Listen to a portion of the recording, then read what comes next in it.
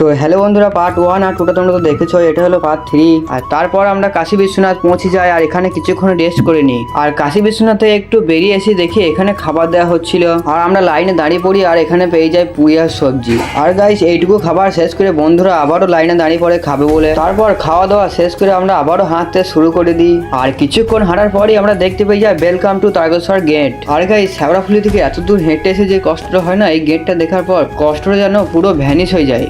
তো তারপর আমরা এখানে কিছুক্ষণ রেস্ট করে নিই আর রাতের লাইটগুলো দেখার জন্য আমাদেরকে রাত অবধি অপেক্ষা করতে হবে। তো তারপর আমরা রাতের দিকে লাইটগুলো দেখতে দেখতে মন্দিরের দিকে চলে যাই আর লাইটগুলো খুবই সুন্দর লাগছিল। তারপরে মন্দিরের কাছে আসতে দেখি এখানে তো অনেক বড় লাইন। আর গাইস তোমাদেরকে বলে দিই, বড় বাঁক নিয়ে লাইনে দাঁড়াতে দেবে না। তো তাই আমরা ঘোড়াগুলো মাথায় করে নিয়ে লাইনে দাঁড়িয়েছিলাম। তো তারপর আমরা 3-4 ঘন্টা লাইনে দাঁড়ার পর অবশেষে জলটা ঢালতে পারি। আর গাইস তোমরা তো জানো এখানে কিরকম ভিড় হয়, তাই কোনো রকম ভিডিও করতে পারিনি। আর যারা মহাদেবের সত্যিকারের ভক্ত তারা কমেন্টে হর হর মহাদেব লিখে যাবে।